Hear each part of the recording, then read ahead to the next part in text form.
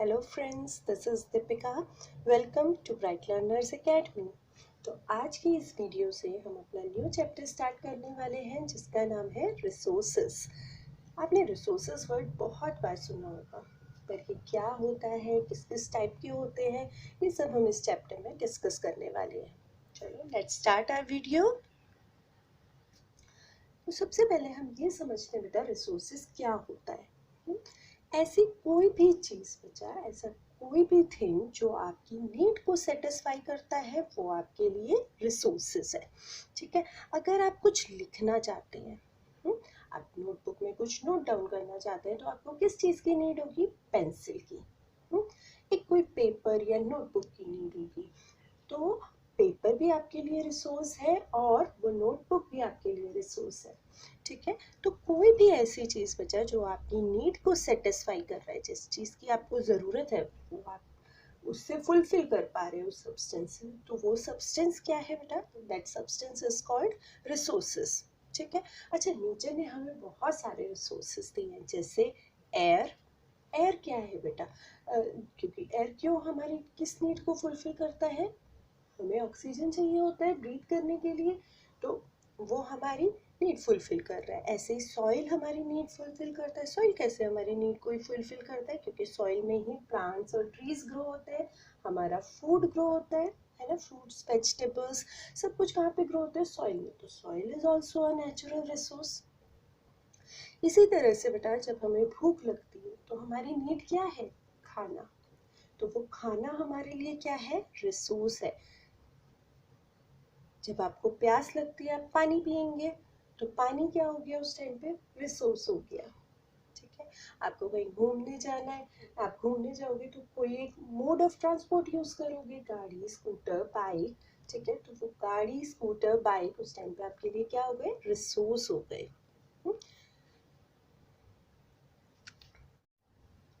अब बात कर लेते हैं बेटा वैल्यू ऑफ रिसोर्सेज की, कि आखिर रिसोर्सेज की क्या वैल्यू होती है। ठीक है, रिसोर्सेज जितने भी नेचुरल रिसोर्सेज है बेटा वो तो हमारे लिए बहुत ही बेनिफिशियल है। क्योंकि जैसे एयर है, वाटर है या सॉइल है, इनके बिना तो हम रह ही नहीं सकते, है ना। हम तो अपनी लाइफ सोच ही नहीं सकते एयर और वाटर के बिना। तो फूड भी हमें चाहिए, तो सॉइल भी इम्पॉर्टेंट है। यानी जितने भी नेचुरल रिसोर्सेज है वो तो बहुत ही बेनिफिशियल है।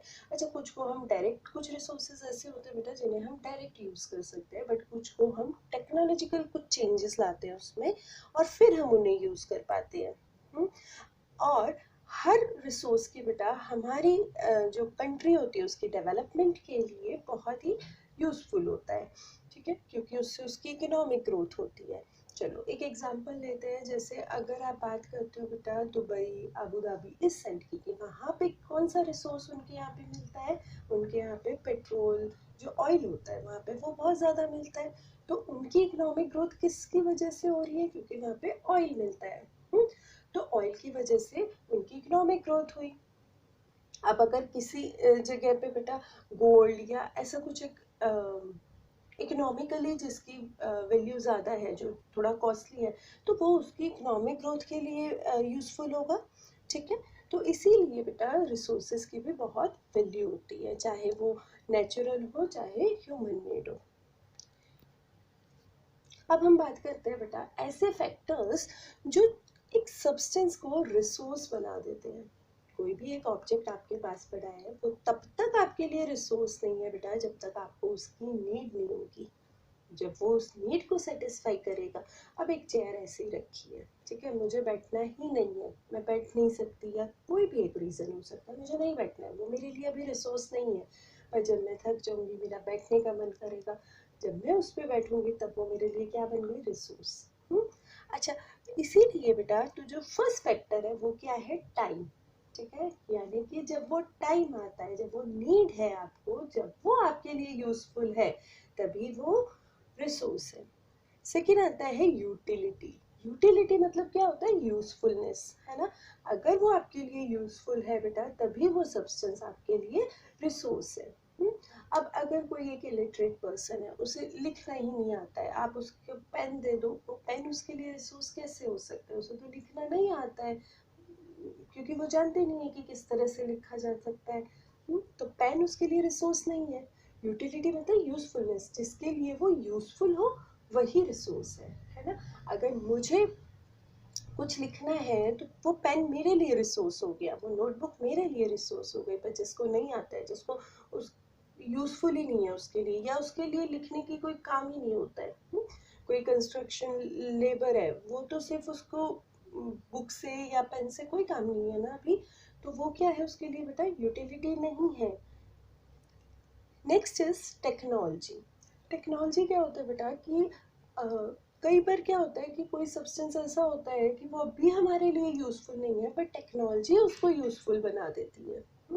अगर हम चलो वही चेयर वाली बात करते हैं, अगर कोई आपको ऐसे ही प्लास्टिक दे दे कुछ भी, तो क्या वो आपके लिए यूज़फुल है? बट टेक्नोलॉजी के थ्रू से, मशीन्स के थ्रू एक चेयर का फॉर्म दिया गया, अब वो चेयर आपके लिए यूज़फुल है। अगर कोई पानी ऐसे बेटा गंदा पानी है, हाँ, तो आप उसे ऐसे नहीं यूज़ कर सकते हो। टेक्नोलॉजी के थ्रू यानी आरओ के थ्रू या एक्वागार्ड के थ्रू आप उसको प्योरीफाई करते हो, फिर आप उसे यूज़ कर सकते हो। आपने उसमें टेक्नोलॉजी यूज़ की और उसको यूज़फुल बनाया अपने लिए। तो टेक्नोलॉजी भी एक सब्सटेंस को रिसोर्स बनाने में हेल्प करती है। Next is value. वैल्यू क्या होता है बेटा, उसकी इम्पोर्टेंस, ठीक है। अब कुछ की इकोनॉमिक वैल्यू हो सकती है और कुछ सब्सटेंस की इकोनॉमिक वैल्यू नहीं हो सकती है।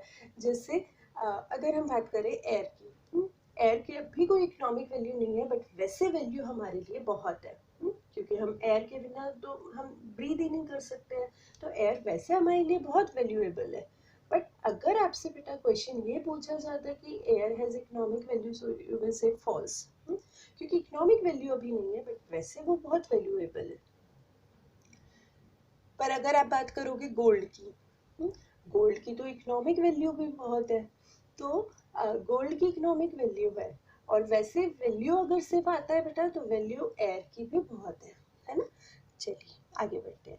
अब हम बात करते हैं बेटा इसके टाइप्स की, क्लासिफिकेशन ऑफ रिसोर्सेज। तो जनरली रिसोर्सेज को 3 टाइप्स में डिवाइड किया गया है, नेचुरल रिसोर्सेज, ह्यूमन मेड और man made resources, and third one is human resources यानी ह्यूमन बीइंग, ठीक है। We will discuss one by one. Let's start with natural resources. Natural resources कौन से रिसोर्सेज होते हैं बेटा, जो हमें नेचर से मिले हैं। हमें नाम से ही पता लग रहा है ना, नेचुरल यानी नेचर वर्ड आ रहा है, जो नेचर से मिले हैं, जिसे किसी ह्यूमन बीइंग ने नहीं बनाया है, जो नेचर से मिले हैं उन्हें बोलते हैं नेचुरल रिसोर्सेज। कुछ में हम बेटा डायरेक्ट यूज़ कर लेते हैं उन नेचुरल रिसोर्सेज को, और कुछ में कुछ मॉडिफिकेशन के बाद हम उसे यूज़ करते हैं, ठीक है। जैसे कि एयर, वाटर, सॉइल, ये सब क्या है बेटा, ये सब नेचुरल रिसोर्सेज है, क्योंकि ये सब हमें नेचर से मिले हैं।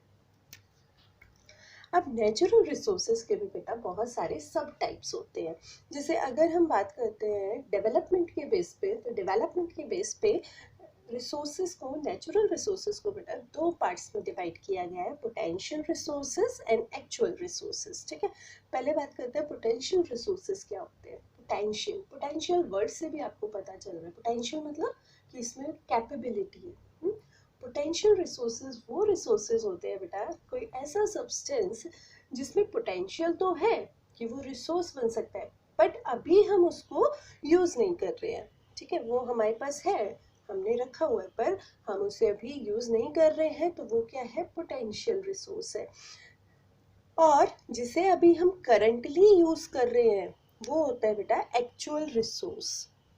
जिसे यूज़ नहीं कर रहे हैं वो हो गया पोटेंशियल रिसोर्स, उसमें पोटेंशियल है, कैपेबिलिटी है, वो यूज़ हो सकता है, पर अभी हम नहीं कर रहे हैं, तो वो क्या है, पोटेंशियल। और जिसे आप यूज़ कर रहे हो वो हो गया एक्चुअल रिसोर्स, ठीक है। अब इसके कुछ एग्जाम्पल की बात कर लेते हैं। जैसे कि लद्दाख में हमें बेटा कुछ यूरेनियम है हमारे पास, तो जो यूरेनियम है, क्योंकि अभी हम उसका कोई यूज़ नहीं कर रहे हैं, तो वो क्या है, अभी पोटेंशियल रिसोर्स है। वैसे हमें पता है कि यूरेनियम के बहुत सारे यूजेस है, तो इसीलिए वो क्या हो गया, पोटेंशियल रिसोर्स। और एक्चुअल रिसोर्स के अगर हम एग्जांपल की बात करें, तो कोल, कोल का हमें यूज़ भी पता है और हम उसे यूज़ भी करते हैं, अभी यूज़ भी हो रहा है कोल भी, तो वो क्या है बेटा, दैट इज एक्चुअल रिसोर्स। अच्छा, पोटेंशियल रिसोर्सेज बेटा एक और अगर हम इसका डिफरेंस करते हैं, तो एक डिफरेंस ये भी है कि पोटेंशियल रिसोर्स की जो एंटायर क्वांटिटी है, कितना है हमारे पास, वो नहीं पता होती है, ठीक है। बट जो एक्चुअल रिसोर्स है उसकी हमें एक्चुअल क्वांटिटी पता होती है कि इसका हमारे पास कितना है अभी। चलिए नेक्स्ट टाइप डिस्कस करते हैं। नेक्स्ट है बेटा उसके ओरिजिन के बेस पे क्या क्लासिफिकेशन है। ठीक है, तो ओरिजिन के बेस पे भी इसके दो टाइप्स हैं। First one is biotic resource and second one is abiotic resource. ठीक है, तो बायोटिक रिसोर्सेज वो रिसोर्सेज होते हैं बच्चा जो हमें बायोस्फीयर देता है। जैसे कि या फिर अगर दूसरे वर्ड्स में मैं बोलूँ तो जितने भी लिविंग थिंग्स होते हैं वो सब बायोटिक रिसोर्स है, और जितने नॉन लिविंग थिंग्स हैं वो सारे एबायोटिक रिसोर्सेज हैं। ठीक है, जैसे कि प्लांट्स, एनिमल्स या कोई भी बैक्टीरिया, तो ये क्या है बेटा, ये सब बायोटिक रिसोर्सेज में आएंगे क्योंकि ये लिविंग थिंग है। और जितने भी नॉन लिविंग थिंग्स होती हैं जैसे एयर, वाटर, लाइट, ये सब एबायोटिक रिसोर्सेज होते हैं। तो ये बहुत सिंपल सा है, लिविंग है तो बायोटिक और नॉन लिविंग है तो एबायोटिक। अब ये बेटा मैंने कुछ एग्जाम्पल्स इसके वो किए थे, आप देख लीजिए। जैसे प्लांट्स, एनिमल, फंगाई, बैक्टीरिया, ये सब क्या है, लिविंग है, तो ये बायोटिक रिसोर्सेज है। एबायोटिक रिसोर्सेज क्या हुआ है, water, sunlight, soil, air, temperature, because these are non living thing. तो ये क्या है बेटा, ये आपके एबायोटिक रिसोर्सेज है।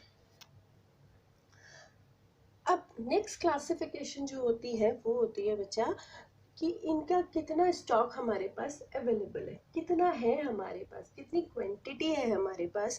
तो उसके बेस पे भी रिसोर्सेज को बेटा, नेचुरल रिसोर्सेज को दो पार्ट्स में डिवाइड किया गया। First one is renewable natural resources and second is non renewable resources.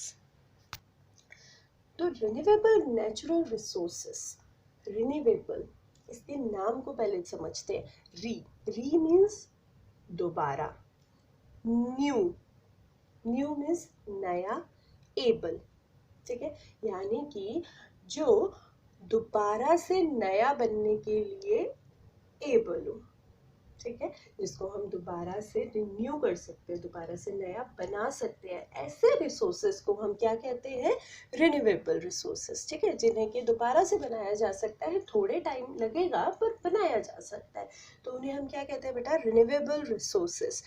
ठीक है, जैसे कि वाटर, विंड, सोलर एनर्जी, ये सब रिन्यूएबल नेचुरल रिसोर्सेज हैं।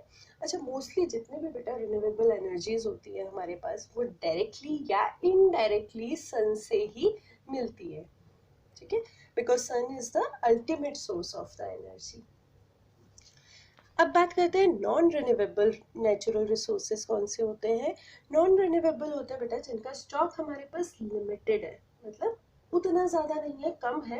अगर ये ख़त्म हो गया, वो चीज़ अगर ख़त्म हो जाती है तो उसको दोबारा से रिन्यू करने में थाउजेंड्स ईयर्स लग जाएंगे। तो ये टाइम पीरियड तो एक ह्यूमन बीइंग की लाइफ स्पेन से भी बहुत बड़ा है। जनरली जो लोग हैं वो 80, 90 या 100 ईयर्स तक जीते हैं, है ना, पर इसको रिन्यू करने में तो थाउजेंड्स ईयर्स लग रहे हैं।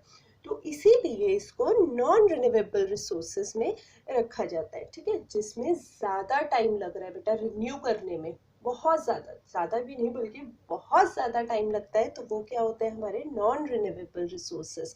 For example coal, petrol, natural gas, ये सारी चीज़ें बेटा, क्योंकि ये अगर ख़त्म हो जाते हैं, पेट्रोलियम अगर ख़त्म हो जाता है तो इसको दोबारा से बनने में थाउजेंड्स ईयर्स लग जाएंगे, है ना। आपने फॉसिल कैसे बनते हैं, फॉसिल फ्यूल कैसे बनते हैं, ये सब आपने छोटी क्लासेस में पढ़ा है, तो उसमें कितना टाइम लग जाता है।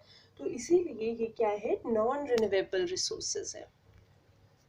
अब जो नेक्स्ट क्लासिफिकेशन है बेटा वो डिस्ट्रीब्यूशन के अकॉर्डिंग डिवाइड की गई है। तो उसके डिस्ट्रीब्यूशन यानी कि वो कहाँ पे मिलता है। तो उसके अकॉर्डिंग रिसोर्सेज को बेटा दो पार्ट्स में डिवाइड किया गया, ubiquitous resources and localized resources. तो यूबिक्यूटस रिसोर्सेज वो रिसोर्सेज होते हैं जो हर जगह अवेलेबल है। ठीक है, आप चाहे कहीं भी चले जाए, आप अमेरिका चले जाओ या आप जापान चले जाओ, चाइना चले जाओ, रशिया चले जाओ, इंडिया में रहो, हर जगह आपको मिलेगा। वो चीज़ें क्या है, यूबिक्यूटस रिसोर्सेज। अब आप सोच रहे होंगे ऐसी कौन सी चीज़ है जो हर जगह मिलती है, जैसे एयर। एयर आपको हर जगह मिलेगी, एयर, विंड, वाटर, ये सब क्या है बेटा, ये यूबिक्यूटस रिसोर्सेज है, क्योंकि ये हर जगह आपको अवेलेबल है। आप चाहे कहीं भी चले जाए ये हर जगह मिलते हैं, तो इसीलिए इनका नाम क्या है, यूबिक्यूटस रिसोर्सेज। नेक्स्ट आता है बेटा लोकलाइज रिसोर्सेज। लोकलाइज रिसोर्सेज वो रिसोर्सेज होते हैं जो एक पर्टिकुलर एरिया में मिलते हैं, ठीक है, जिसका ऐसे हम नहीं बोल सकते कि हर जगह मिलते हैं, वो एक पर्टिकुलर एरिया में मिलेंगे, कुछ यहाँ पे कुछ दूसरी जगह पे, पर ऐसा नहीं है कि वो हर जगह मिलते हैं। अब फॉर एग्जाम्पल गोल्ड या डायमंड, ये हर जगह तो अवेलेबल नहीं होते, वरना तो सब निकाल लेते, अगर मेरी लेन में भी होता मैं भी निकाल लाती, है ना, पर ये तो हर जगह अवेलेबल ही नहीं है, तो इनका नाम क्या रखा गया, लोकलाइज, क्योंकि इस पर्टिकुलर एरिया में ही होते हैं, तो इसलिए इनको बोलते हैं लोकलाइज रिसोर्सेस। ओके, तो नेक्स्ट वीडियो में बेटा हम कुछ नेक्स्ट क्वेश्चंस डिस्कस करेंगे, and don't forget to like, share and subscribe my channel. Till then, bye bye.